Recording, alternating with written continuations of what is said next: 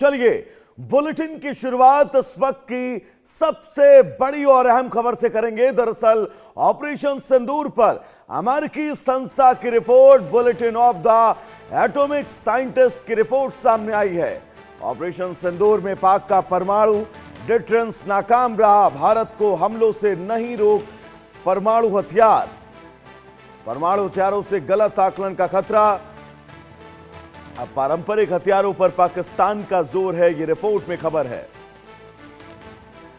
तो दोस्तों, आपको याद होगा ऑपरेशन सिंदूर के दौरान भारत ने पाकिस्तान के सरगोधा एयरबेस पर बड़ा हमला किया था। उस समय ऐसी तस्वीर भी सामने आई थी कि भारत की मिसाइलों ने सरगोधा एयरबेस के पास किराना हिल्स को टारगेट किया।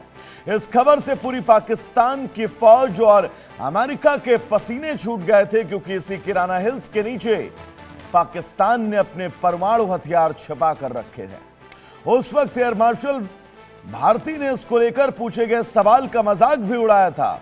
इससे पाकिस्तान को यह संदेश दिया गया कि भारत अब पाकिस्तान के न्यूक्लियर ब्लैकमेल से डरने वाला नहीं है।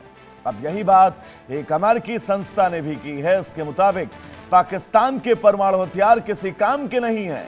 अमेरिकी संस्था bulletin of the atomic scientist के मुताबिक पाकिस्तान के परमाणु हथियार भारत के हमलों से उसे बचाने में पूरी तरह नाकाम रहे। ये ना तो भारत को पाकिस्तान के अंदरूनी इलाकों में हमले करने से रोक पाए और ना ही लड़ाई शुरू होने के बाद इस्लामाबाद को इससे निकलने का कोई निर्णायक रास्ता दे पाए। तो परमाणु हथियारों से लैस दोनों पड़ोसियों के बीच यह सैन्य टकराव 7 मई 2025 को शुरू हुआ, जब भारत ने पहलगाम आतंकी हमले की जवाबी कार्रवाई के तौर पर ऑपरेशन सिंदूर को अंजाम दिया। रिपोर्ट में कहा गया कि इस टकराव के बाद पाकिस्तान के रणनीतिक नेतृत्व को इस सच्चाई का सामना करना पड़ा कि परमाणु हथियारों की भी अपनी सीमाएं होती हैं। रिपोर्ट में कहा गया कि परमाणु हथियारों ने सुरक्षा देने के बजाय अनजाने में संघर्ष बढ़ने और गलत आकलन के नए जोखिम पैदा कर दिए।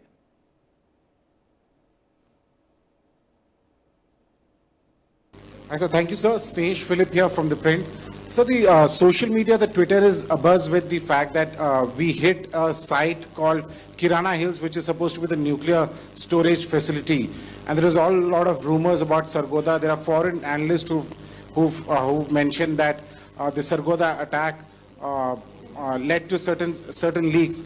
Is there a confirmation that we actually hit Kirana Hills, or we were careful of not to do any such thing? Thank you. Thank you for telling us that Kirana Hill houses some nuclear installation. We did not know about it. Okay. And we've not hit Kirana Hills, whatever is there. Okay. I did not brief in my briefing yesterday. Thank you. Ladies and gentlemen, thank you so much.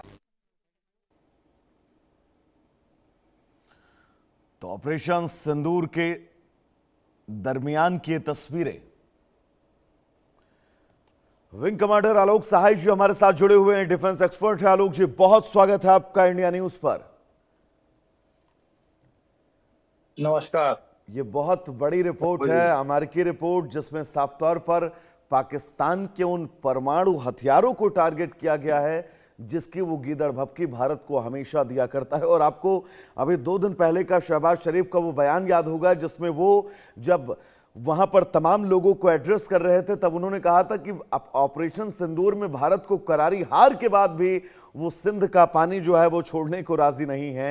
ये report Pakistan के मुंह पर एक जोरदार तमाचा है, और वो भी अमेरिकी तमाचा। वैभव जी, देखिए, बार बार पाकिस्तानी जो हुक्मरान है वो इतने अच्छे डिप्लोमेट नहीं है। बार बार उनके मुंह से सच्चाई निकल ही जाती है।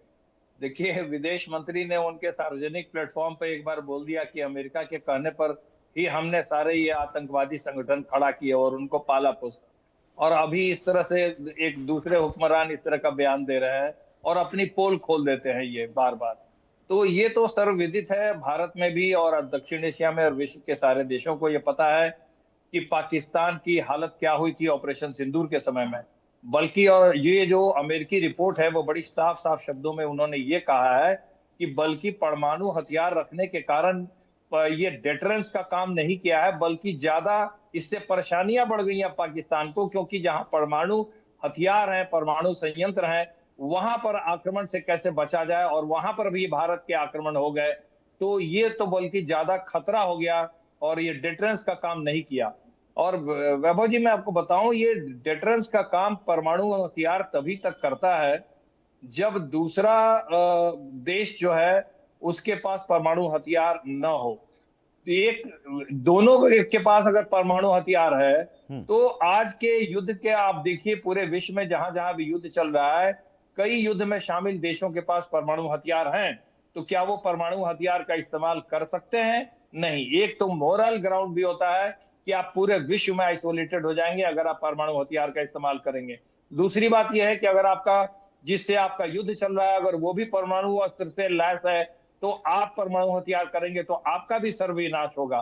तो ये भी अपने आप में एक डिटरेंस का काम करता है। तो भारत पाक के बीच में जब भी युद्ध होगा या झड़प होगी, दोनों के पास परमाणु हथियार है, ये अपने आप में दोनों को रोकेंगे और ये डिटरेंस का काम करेगा। परमाणु हथियार का इस्तेमाल करना इतना आसान नहीं है। लेकिन हाँ वैभव जी, एक चीज की आशंका है कि पाकिस्तान में जिस तरह से सैनिक शासन चल रहा है, जिस तरह की फ्रेंजी है, वहां पर रिलीजियस टच भी दिया जाता है सैनिकों को, और धार्मिक नारे लगा करके वहां की सेना जो है वो युद्ध में जाती है। इवन मुनीर साहब धार्मिक नारे दिलवाते हुए वीडियो में एक बार देखे गए।